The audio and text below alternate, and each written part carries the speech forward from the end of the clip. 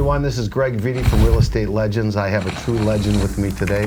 Actually, Illinois State Senator Mike Simmons. He's with the 7th District, and now he's made the bold move to be running for Congress. And I can't think of a better person to be running for Congress. And after you get to hear from him a little bit and understand where he's coming from, I think he's the only candidate you're going to want to vote for. Michael, thank you so much, Mike, for coming on to Real Estate Legends. Thank you. So you grew up in Chicago. I did.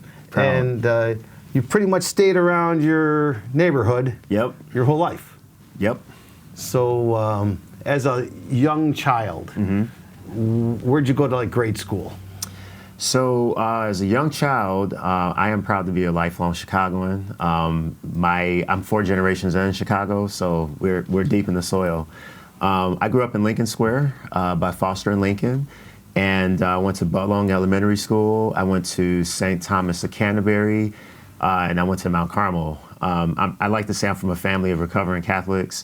I'm the last in the line. Wait, Mount Carmel High School on the south side? No, there's an elementary school in Lakeview. Oh, elementary school. Okay. Yeah. So we did public schools for the first 6 years, and then we did Catholic, and then I went to St. Ignatius for high school. No kidding, you got into St. Ignatius. I did. That's very exciting. Yeah. So what year did you graduate at St. Ignatius? 2001.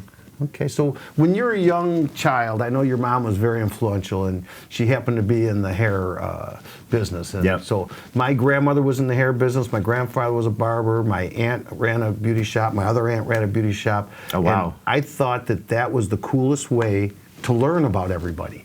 So you probably at a young age are going to your mom's shop, and you got to know everything that was going on in the neighborhood. Yep, I mean that's pretty much it. I didn't know you had so many hair folks in the family. No, my grandparents, my mother's side actually divorced when no one divorced. Okay. And my grandfather had his barber shop, but he could never charge over $3.50 an hour, so he never felt like he should help his kids.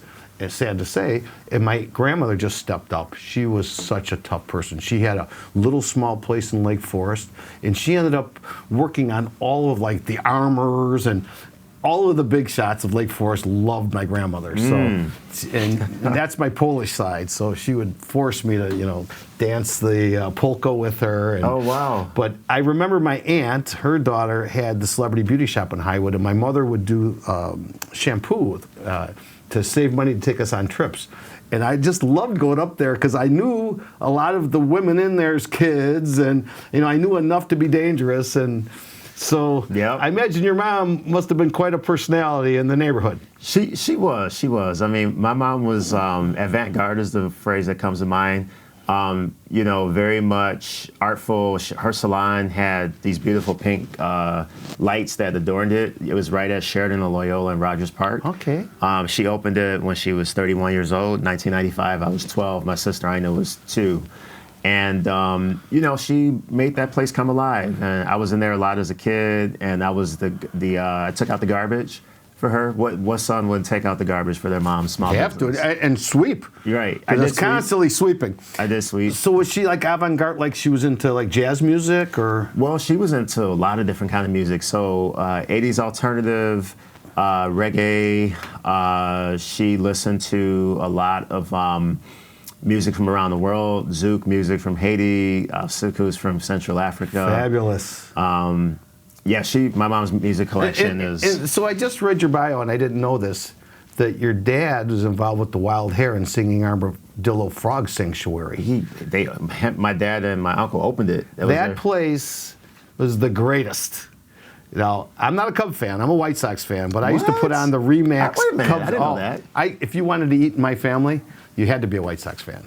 All right, my mother's this Sicilian. Over. Well, I'm telling you, it was really tough growing up. I wanted to be a Cub fan in 3rd grade, and when I told my mother that, she said, "No, really, where would you eat?"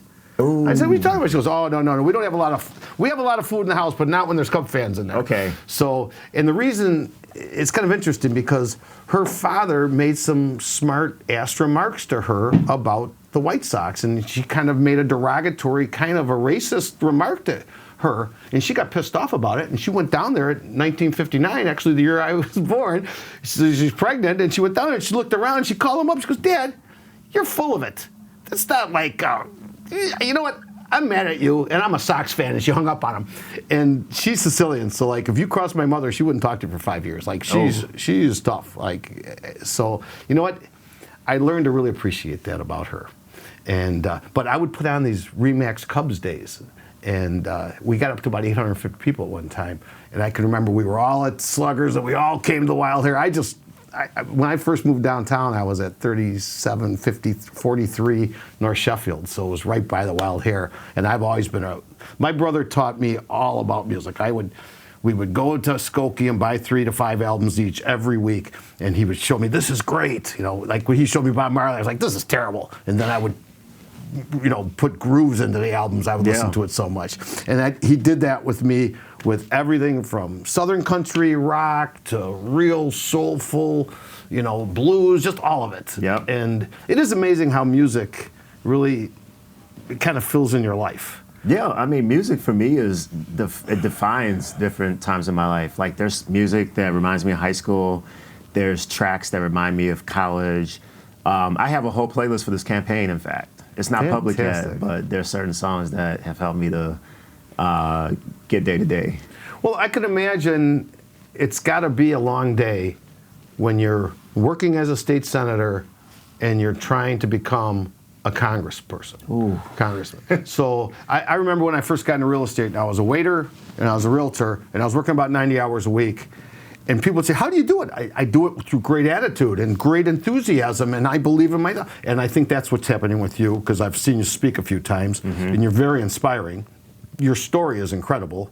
I hope we can get the story out to the public so they can really understand why you differentiate from all of the other candidates, probably that are running for Congress. Not just in my race, but all of it. And I think about that. That was true with your Senate run, right? It was. You're one of the only African Americans. You're one of the or first. you are the first openly gay. First openly gay person to serve in the Illinois Senate. It's about time. I mean, geez, it's a late date now, you know? Like, it is late. I just don't understand it, but, you know, I'm so proud of you for being this beam of light. Thank you. That's pushing through. Can you kind of give people an example of this 9th district? Because the voting's coming quick here. Yeah. So we need some help here with the votes, guys. Yeah, so the 9th district, the 9th Congressional District is the seat that I'm running for. This is the seat that Jan Schakowsky is retiring from. So if you live in Jan Schakowsky's district or you know people there, she's leaving. It's an open race. I'm one of your candidates. I think I'm the best candidate because I've got the strongest legislative experience. I also have a heart for the people, as you said. I believe in serving. I believe in making a difference. And we need that in Congress right now. And this district covers Evanston, Rogers Park, Edgewater, Uptown, Lincoln Square, West Rogers Park, so north side of Chicago. And then Evanston, Skokie, Niles, Morton Grove, Arlington Heights, Des Plaines, Park Ridge, Edison Park in Chicago is also in the district. Nice. And then it picks up Buffalo Grove in Lake County, town of 43,000 people. We're door knocking there this weekend.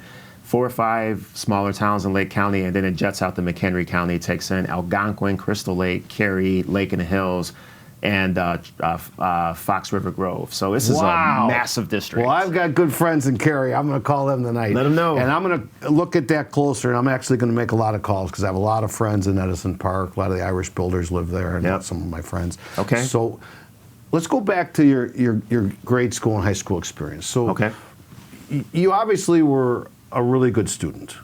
What was it that turned you on? Were you a big reader when you were a kid? Yes, I like to read. I read a lot. I like libraries. I spent a lot of time in libraries as a kid to supplement my formal education, because a lot of times they say your real education starts when the bell rings and you're out of school. And that's been true for so much of my life experiences. But I think in school, the thing that really was the thing that made the difference was my mom. I mean, it was the way that my mom kept me focused on school, but gave me a lot of freedom at the same time. A lot of parents don't do both. They kind of push their kids to get straight A's and everything else, but they don't help them shape them as a person. My mother shaped me and my sister as people, and also fought for our education, which is a gift. So she was very encouraging. Exactly. You were an athlete, right? You were a runner? I was. And so, And I rode crew in college. and you rode crew too? Yeah. Where did you go to college? Amherst College. Holy shit. So you went to St. Ignatius and Amherst College. That's I did. very impressive. Yeah. So you started with this humble beginning of living in the projects. Public housing. Yeah, I guess that's a crude thing to say, the projects, but that's what we always call it, right? Yeah. Like Cabrini Green and everything. And you figured out a way to get to St. Ignatius. Yeah. And then you figured out a way to get to Amherst. And you graduated. And Top of the class. top of the class. Student body What did you president. study? I studied writing, Black Studies, political science. I took a lot of econ courses also. Philosophy. It was a liberal arts school, so I was pretty broad curriculum. That's fantastic. Yeah. And so how many years did you do the crew? I rode. So I rode for 3 years, and then I quit because I wanted more of a social life, and I wanted to party more. I'll just say it. Hey. And I got tired of getting up at 5 a.m. to go row in the Connecticut River with hangovers. But do you understand, it's like people that do crew, people that do swimming, and they do it with their heart, they're the kind of people very hard to stop. That's the Yeah. way he's been with his legislations. Like, what's it been? You've passed 50 bills? I've passed, as Illinois State Senator, I've passed 50 bills in 5 years. So he averages 10 bills a year. He's got a bunch of them down in the car that he's got to get in. A stack this big. And he's got all of these places to go today to knock on doors and things. So I think we really have, it's MikeSimmons.org. MikeSimmons.org. Obviously, he's running against people that have a lot more money than he does. Yeah. So we all have to chip in. We have to help him. We've only got like 12 days by the time this is going out. And so I really feel like if you listen and you like what he's doing, please, I'm encouraging you hard. We need your support. We need more people like Mike in government. He has empathy. He has understanding. He has actual experience that a lot of other people just don't have. And not only the experiences of his life, but then going into the public sector and being able to actually get these bills through. So I imagine you're pretty good, you have good relationships with a lot of the other politicians Yeah. to make this happen. Yeah, I mean, I'm proud that I've been able to pass a lot of bills with Republicans, and that's because I sit down and work with them. You have to. And We're people. Yeah, like I'm not a bomb thrower. I'm not somebody that goes in the room and attacks everybody and then says, oh, here's the thing I want to do. I think that it's really important to work with your colleagues, and that means getting to know them. That means spending time with them. That means getting to know their families. Republicans in the state senate, like me, I've gotten them to vote for my bills.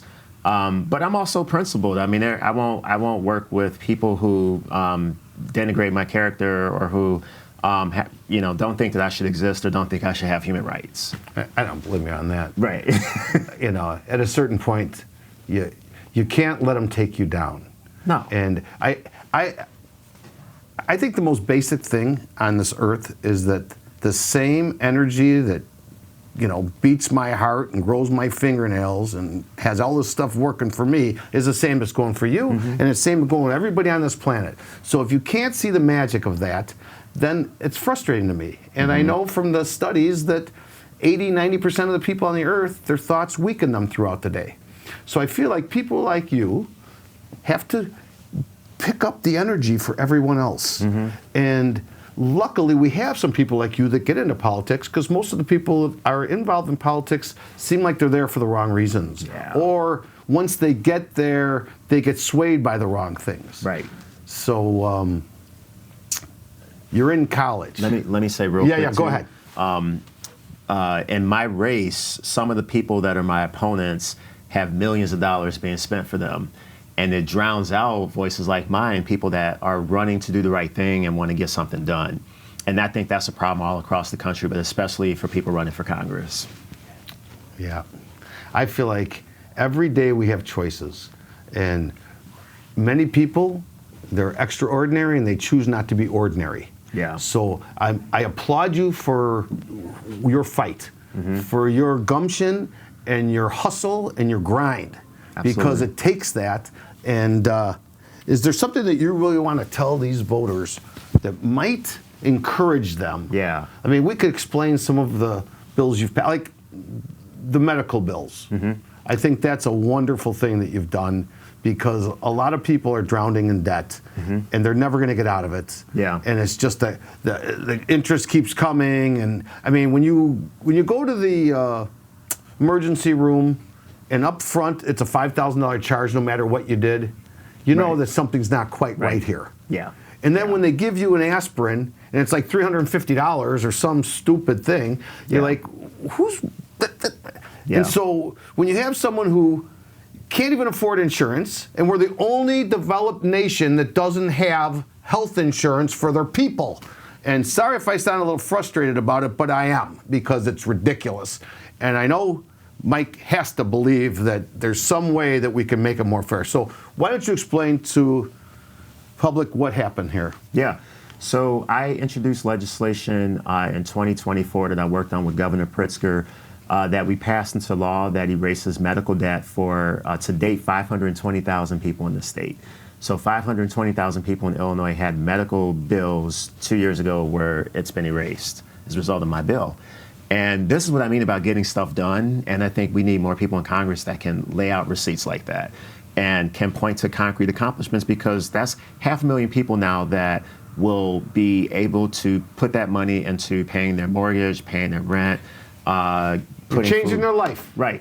You're changing their life. And they'll be less afraid to go to the doctor, because they don't feel like it's always going to be a bankruptcy waiting for them. Well, I know that everybody talks out of both sides of their mouth about this health insurance thing, and everybody says they want to take the insurance company out. Well, there's a real easy way to do it. It's called universal health care. That's my North Star. Right. And there's got to be ways to figure this out. And I applaud you for that type of thing. You know. Also, the undertrodden. You know, if you happen to do one of the toughest things that I think a human being can do in transition, because you know in your spirit that you're not in the right body, right. That's a brutally tough thing to do. And I commend the people that can do it, and I'm proud of you for standing up and giving them a voice. Of course. Because so many of them don't have a voice, and it's traumatizing. They don't want them to go to the washroom. Like, give me a break. Yeah. What does that have to do with it? Like,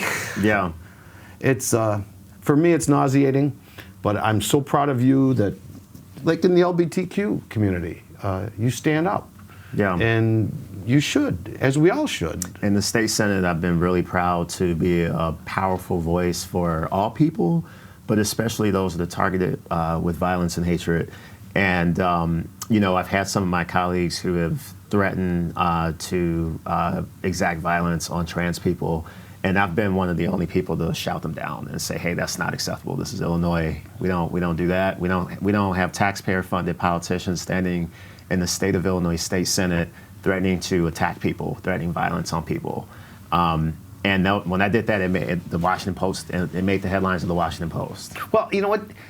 Maybe them just being around you and seeing how articulate you are and how nice you are and how you lead with kindness and you have intelligence and you're bringing good things to people, that then they might think, oh, I guess they're okay. Right. I'll vote for his bill. A lot of people have never been around African American people. A lot of people have never been around gay people. Yeah. And they don't know how to act. And it's embarrassing. You know what I mean? Like, it really is embarrassing, but that's part of, I'm sure, what you have to go through. And, you know, again, I feel like it's a late date. We shouldn't even have to talk about it, but it's the truth. Yeah. And so anyone out there who has a heart and has empathy for people and believe that, you know, we all have human rights and we should be getting health care, really look at MikeSimmons.org. And because this gentleman is in the battle. He's there every day. He's fighting it hard, and he's coming from the really good place. You know? Yeah. You were about to ask something about college. Well, I wanted to, because college is such an interesting time of life. Mm-hmm. And you're getting to know. So do you still have a lot of people from college that you're still tight with? Yes. My friends from Amherst College are some of my strongest supporters in my congressional campaign. They Phenomenal. Really come through. Isn't that exciting? Yeah. Yeah. It's like even people I haven't talked to in 20 years, they call me back and they've contributed money to the campaign.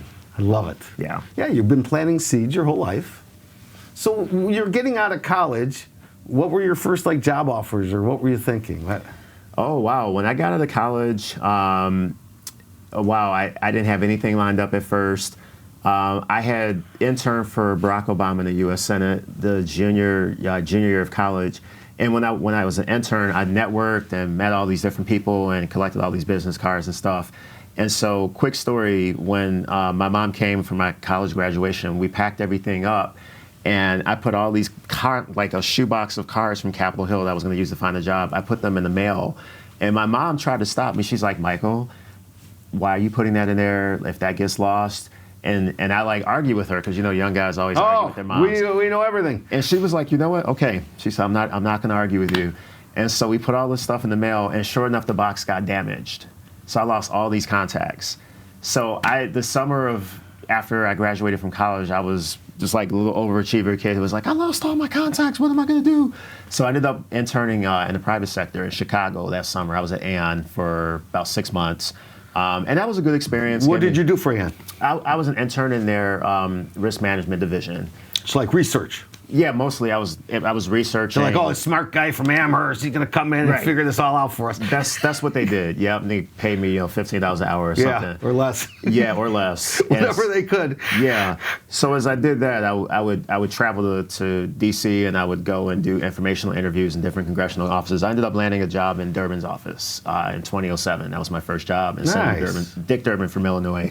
And I was a legislative correspondent. First, I started at the front desk answering phones, and I got promoted, worked my way up, and I ended up being a legislative correspondent for financial services, banking, labor, trade, homeland security, nutrition, assistance policy, pensions, retirement security, and seniors issues.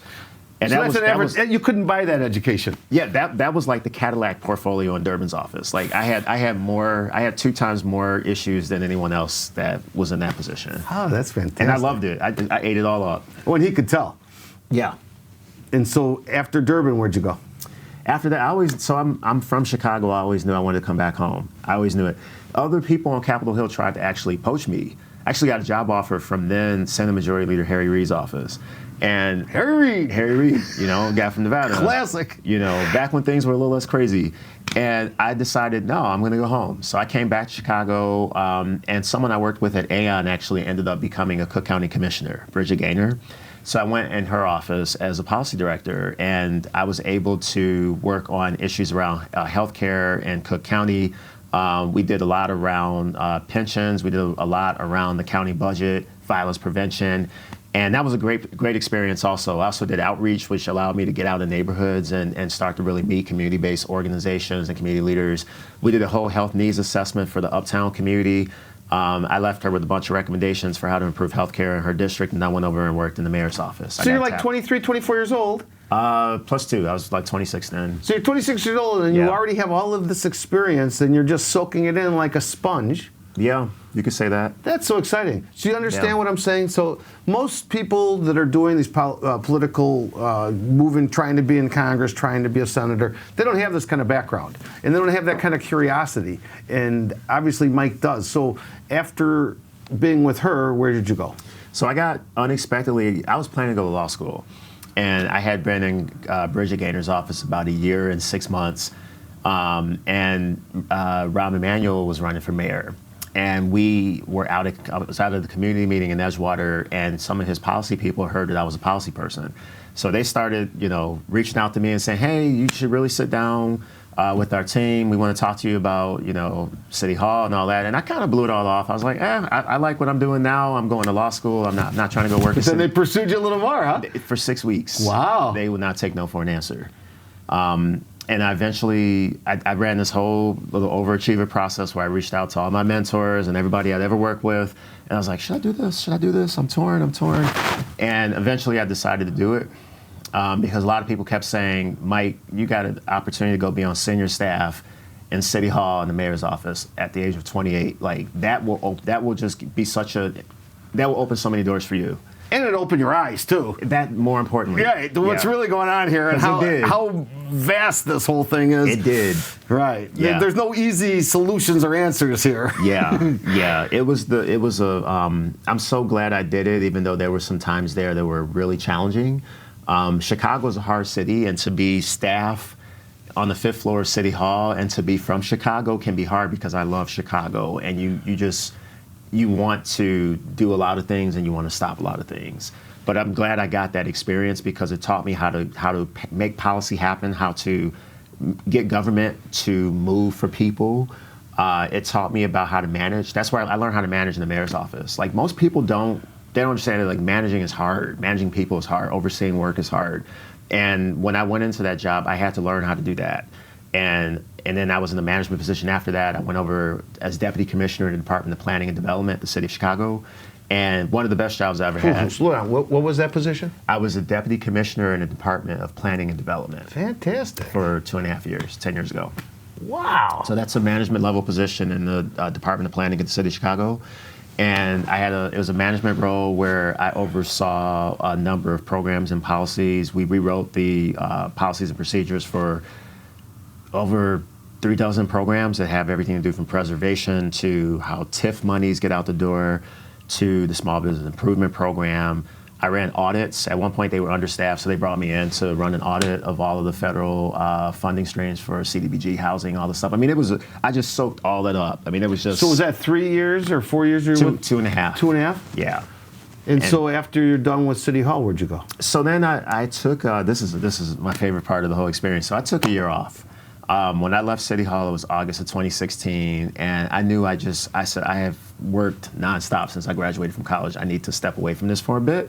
So I knew I wanted to start my own company, but I knew I didn't want to do it right then. So I saved up a little bit of money, and for 3 months, I just did a little sabbatical in Chicago where I walked around the entire city and video recorded thoughts, interactions, experiences with other people. I liked that it was something I did that no one was paying me to do, and it wasn't a report due. So much of what we do is a performance, and I was like, I just want to see my city, particularly because there's so much press coverage about Chicago that paints our city as this dumpster fire. Right. And I got tired of that. Yeah, me too. And then after that, I took 4 months and traveled to West Africa. I was in West Africa for several months. I told my mom I'd be gone for 6 weeks, and ended up being 6 months. Wow. And then I went to Europe. I went to Amsterdam and thought it would be a weekend trip, and I ended up staying in Europe for another 4 months. Fantastic. Yeah. So you get off of this, you Yeah. come back here, probably staring at 4 walls in your mom's house thinking, what the hell am I going to do now? That's literally what happened. And then what hit you? What was your next inspiration? So my mom was really happy when I got back. I know she was scared shitless that I was doing you're not this going to trip. come back. Yeah, but just to give you like a vivid, a river sort of vignette of my mother's personality, like she didn't let me see it. Like she was very encouraging. Even I have a video of me leaving for Africa where we're in her bedroom and I'm going through my list of things I've packed and we're like passport, this, that, and the other. And then I just made a joke. I was like, did I pack my own ass? And they were like, ass. And then we just bust out laughing.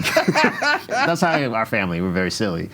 And she was so encouraging, but she told me when I got back, she was worried shitless. She's a mother. She was so worried about me. That's a tough job. Yeah. Being a mother is a really tough one. You got to take so much grief. Yeah. We're always so hard on our parents. Yeah. I remember when that light bulb went off to me, I'm like, why am I so mad? Why do I talk to them so awful? Like, they're very, very nice to me, actually. They just love you, yeah. Yeah, they've been giving me love the whole time. I've been such a jerk. I got to stop that. Right, yeah.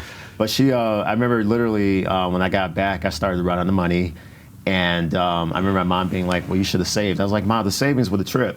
Right. The savings were the trip. Yeah. We don't go on vacation to save money. Yeah. And I went months without an income as I tried to seeded my business. I decided to start Blue Sky Strategies, which at the time was a consulting firm focused on public policy, really, and equitable urban planning, just drawing on a lot of what I had learned in my experiences in city and federal government.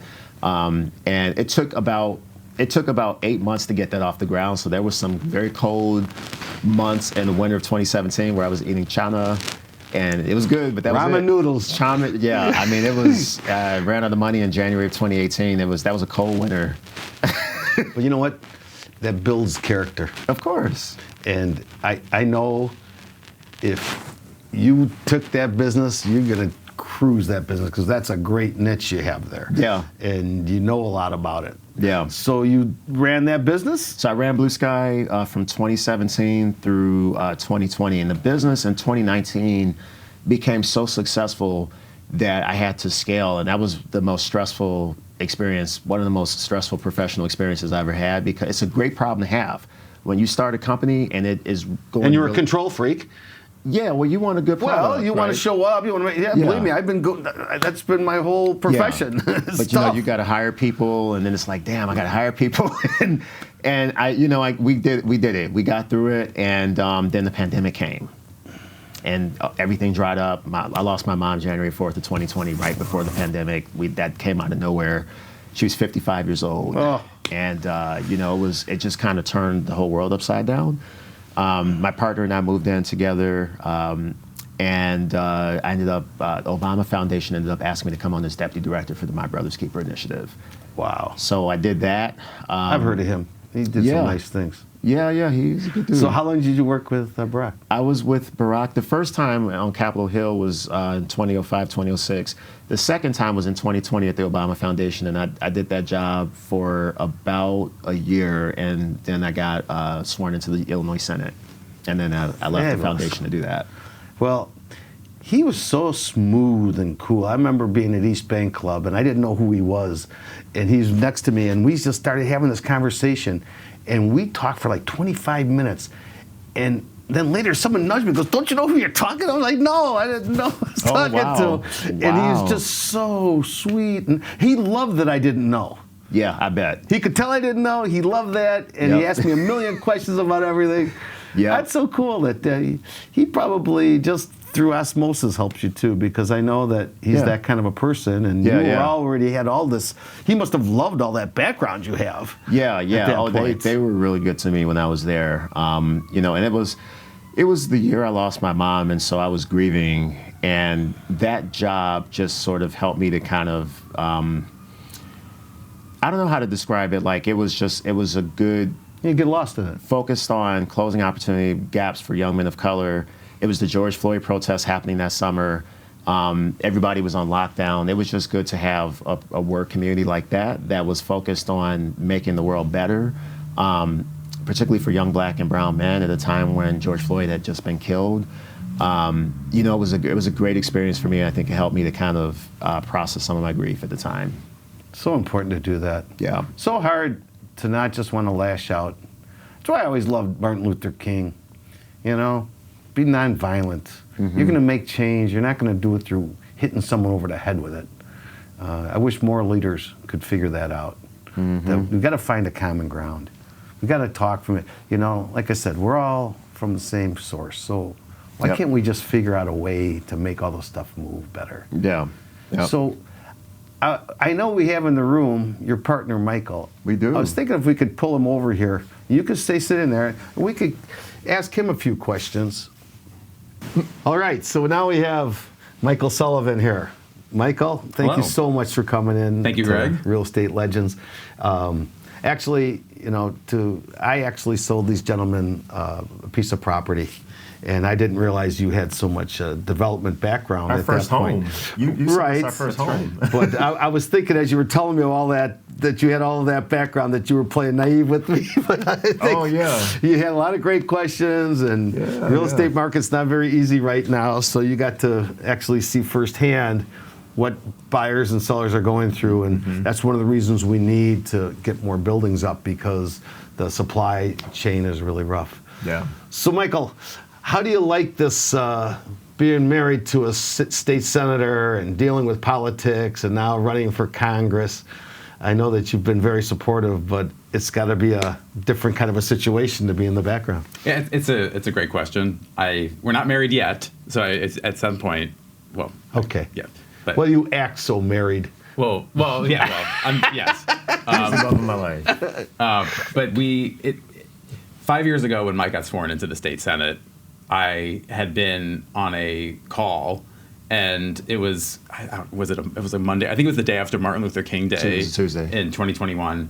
And Mike said, so a lot has changed because he had heard that the current state senator was going to be resigning. And Mike said, I think I want to raise my hand. And on one of our first dates, Mike had mentioned that at some point he may want to run for office. So I had a sense that this might be coming at some point. This was not the exact timing, because the week before we had just been really grieving. It was the 1-year anniversary of his mom's passing. There was a lot going on, that it just generally January in Chicago. And life changed very quickly at that point when he raised his hand, went through a competitive process, ended up getting selected for the role, got sworn in, and the last 5 years have seemed like a bit of a blur. And in that time, though, he's been so successful that I knew that when he came to me and said, hey, this was May of last year, when Congresswoman Schakowsky announced that she was going to be retiring, to at least we started having a conversation about this. And it took a few months, but I knew when I heard why he wanted to do it, and just knowing his background and his story is exactly why we need somebody like him in office now. And it's a balance for me as the partner of a current elected official and a candidate. It's hard. I'm not going to sugarcoat that, because you have somebody who's trying to do the best that they can for the community of his current district, which is 225,000 people, and running for a congressional district that is 750,000 people, and doing both well. Just like last week, for example, and even this week, tomorrow, you're heading down to Springfield again, and it's a lot to navigate. And we have a dog at home who's fighting cancer right now, and she got diagnosed with bladder cancer the week that his campaign launched. Sorry to hear it. And she's doing well.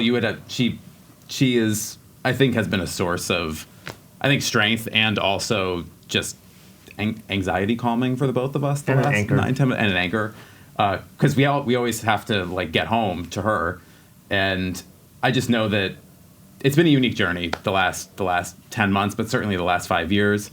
And I know that I enjoy... Well, I can't say I enjoy not having the balance, but I can what's the word? I can rationalize why we don't have the balance when I see that he's living his purpose. Well, I feel like there's a river. Yeah. And you're in that river, and it's hard to slow it down. Mm-hmm. So you either embrace it or you don't. And I think you've done a wonderful job of embracing it. And I think the times I've seen you speak at Mike's events, you're very articulate and you're very passionate. Thank you. And I think you're doing a wonderful job of being a supportive spouse, because it is a tough thing too. You got night times, weekends, you're working this, that. Mm-hmm. I feel the same with my wife, because I'm in real estate and I've worked nights, weekends, or whatever. And she's like, Susan puts up with a lot. Yeah. Really? We're gonna work there. We're gonna do this. I'm gonna go. But it makes life fun. It makes life exciting. Mm-hmm. So we've got another 12, 15 days. I'm sure there's going to be a lot of door knocking. There's going to be a lot of speeches, a lot of meet and greets. Mm-hmm. What would you like to tell the public about Mike that might, if he hasn't already, with all of this background and everything he gave us, if you can pinpoint why they should vote for Mike, I think now's the time. I've seen Mike in the last 10 months. He had already achieved so much as an elected official in the 5 years before he came into office. And then I feel like over the last 10 months of being in this campaign, have seen him elevate even further in his purpose. And the unique thing about this is that he's been doing it in a system, whether it's a campaign finance system, an electoral politics system, that is not favored for people like him. There are people who grow up in public housing, who ride public transit all day, every day, and have been riding it their entire life, grew up on SNAP and Medicaid when most elected officials can't tell you what a food stamp looks like. When people who have had to bury loved ones due to chronic gaps in the healthcare system, people who talk about what it's like to be a small business owner. Mike has been a small business owner himself. Both of his parents are small business owners. When you think about the experiences of a lot of people in the 9th Congressional District and what they have to navigate, and the level of empathy and accessibility that he has running monthly town halls in a time when we have members of Congress that don't even get in front of their constituents, when they don't answer questions, or the ones that they answer have to be pre-screened. And Mike holds monthly town halls where anyone can ask anything. You can ask him anything you want, and he'll stay there and talk, and he'll often be the last person to leave the room, and he'll have to be pulled out because he usually has to go to a different function or an interview, or he has to move legislation. It's watching him navigate all of this is exactly why I think he's best in the role, because he's not just doing this for a promotion. He's doing it because it's the opportunity to take the same philosophy that he's used in the state Senate, taking a co-governance model and approach with his constituents. Of the 50 bills that he's passed, over half of them have come directly from his constituents, and taking that model to the next level of Congress. Somebody who can represent what it's like to be the son of an Ethiopian asylum seeker, and somebody as the son of a single mom who worked her ass off to make sure that Michael and his sister Ina could just live their life and live their lives as black people on the north side of Chicago. And in this race, he is experiencing so much, well, one, racism. Mike had the police called last week on him in Buena Park while he was canvassing, which was in direct violation of a bill that he passed, which when you call the police on a black person without any threat to public safety, it's a hate crime. Being able to do what I think most people want in their elected officials, which is getting in front of the people that you are serving and trying to access them, and to have somebody call the police when you're exactly trying to do that. And it's a traumatic experience, yet I feel like he has not been daunted by it and is continuing to be out knocking since then. I just know that if we want somebody who has the direct lived experiences of the people who are really struggling and are closest to the pain in the congressional district, then we need to elect people that have actually been through those experiences, have actually been through those trying times, and bring that experience to how they legislate. You are not going to be someone who will fold when it comes to extending subsidies for our health insurance if you've been in a family where you've had to navigate the gaps of being on and off Medicaid, of being on and off insurance. The reason Mike had to stop running track in high school was because his family didn't have health insurance. If you have had to experience those things yourself, you show up differently to when you legislate. If you're an LGBTQ person and you've had to live your life as an openly gay black man, you will show up differently when people in the room are dog whistling on issues within the LGBTQ community.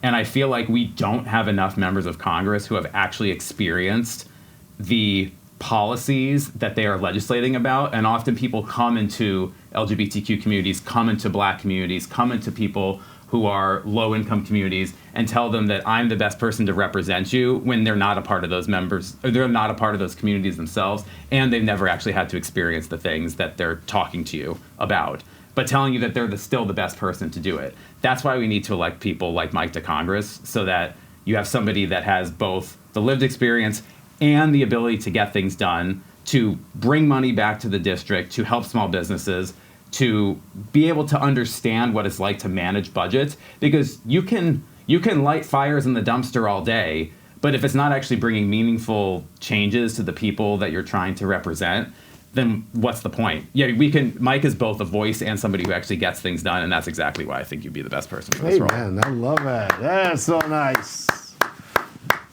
Yeah. Well, we need to let you go. Okay. So you have to give that microphone to him. All right. And Oh, did you not have that on? no, Well, we were that'll sharing work. it. That'll work. Yeah, we were sharing it, and So, then now This was fun. Thank you. I'm going to transfer Thank this you. over to you. Okay, Michael. So, how did you get to Chicago? What's your background as far as growing up? Where were you? So I was born in Indiana. I was born in Columbus, Indiana, about an hour south of Indianapolis. Okay. All my family's from the East Coast. My dad is from the Bronx. My mom is from Brooklyn. Most of my family is still in and around New York City or the East Coast. But it was Cummins Engine Company brought my dad and our family out to Columbus, which is where I was born. It's actually a modern architecture hub. What was your dad's position? He worked he was a contract lawyer. Okay. So he would often go through contracts with vendors and try to ensure that the language was correct. And how many brothers and sisters did you have? I have a sister who's here in Chicago who is a physical therapist at Schwab Rehab, and my brother lives out in San Jose with his wife Megan and my niece and nephew. Fantastic. Yeah. And so, how'd you get to Chicago? I had been living in South Bend, so when it came time, we moved back to New York when I was younger after growing up in Indiana, but I came back to the Midwest for school. I was living in South Bend for 10 years. I went to the University of Notre Dame, spent 4 years there, and then worked there for 6 You're years. a damer. Yeah. And a Cub fan. Oh, God. Well, no, not a. I'm a Mets fan. There you go. We're going to go see the Mets this year. We both have long-suffering histories there. Yes. Yeah.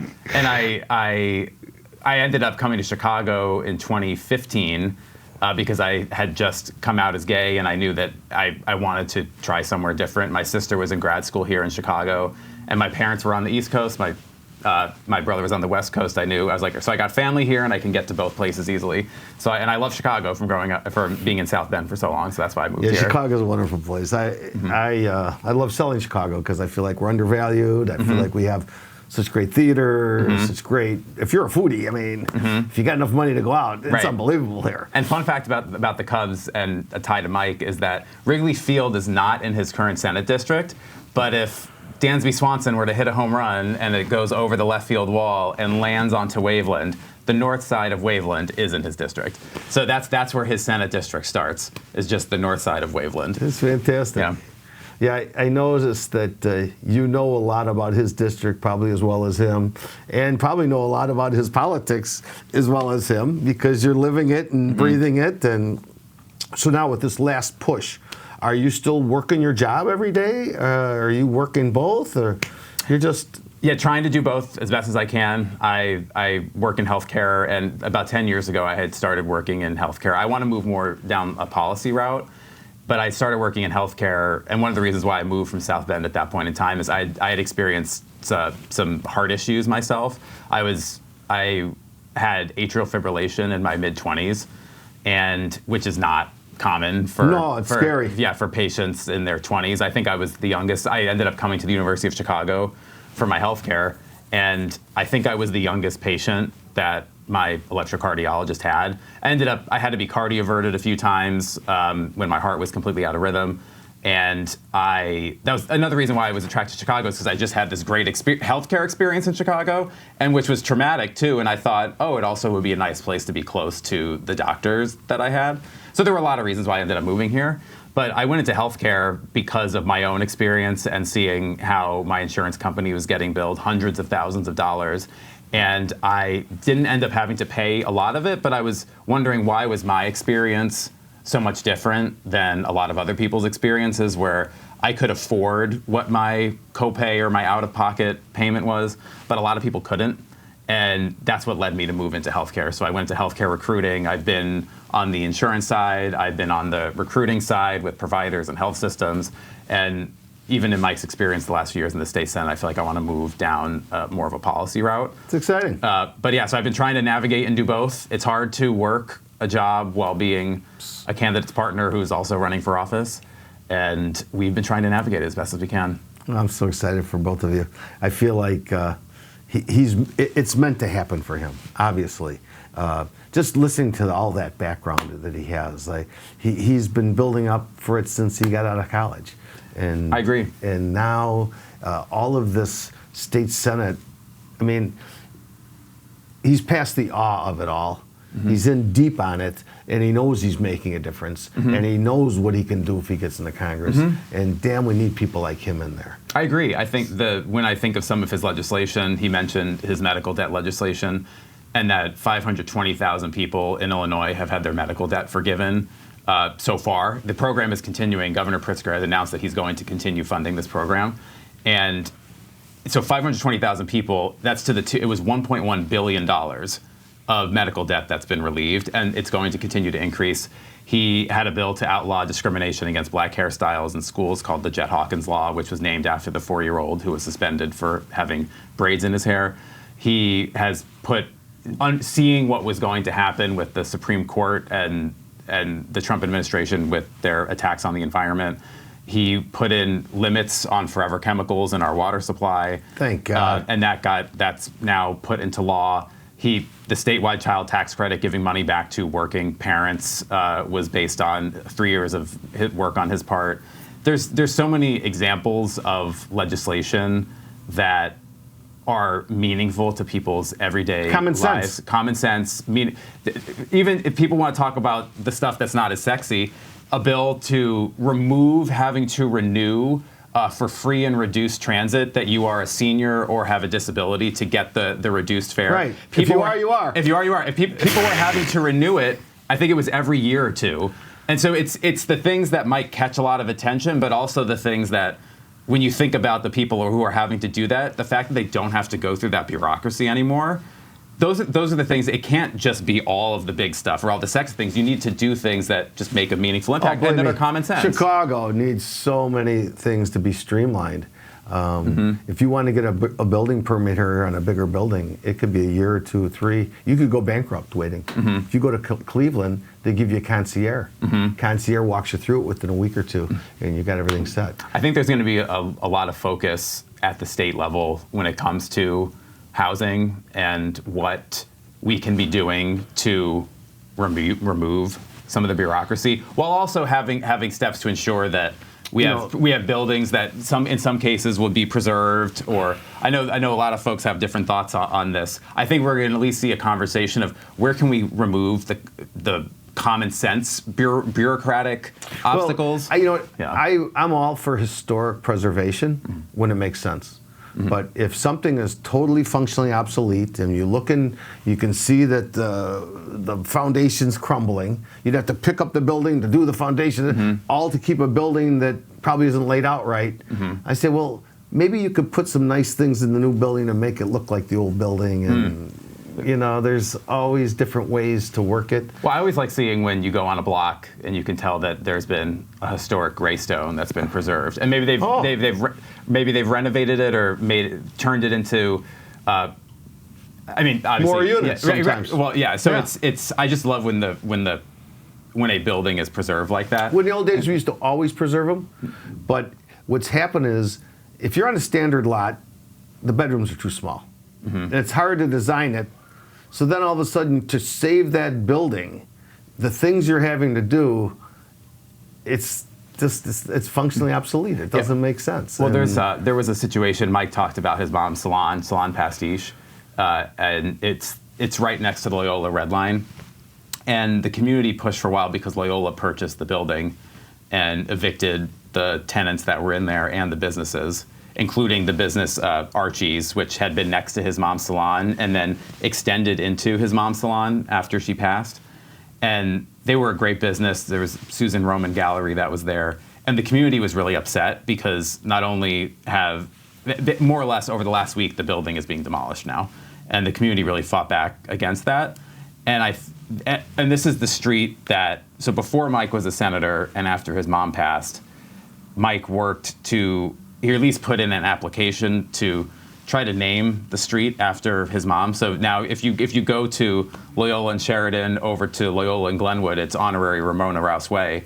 And I know that it's been hard for him, just even the last few weeks of watching that building being torn down, when different folks felt like it met some of the preservation criteria.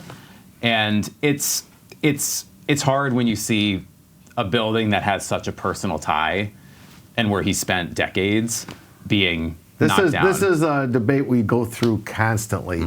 And part of it is, if the community likes it so much, then have them all put up $100,000 each and buy the damn thing, and they can fix it. Well, I don't think they have. They don't have it. No. And I'll tell you what, it's very rare that someone shows up and says, "Oh, we like your development."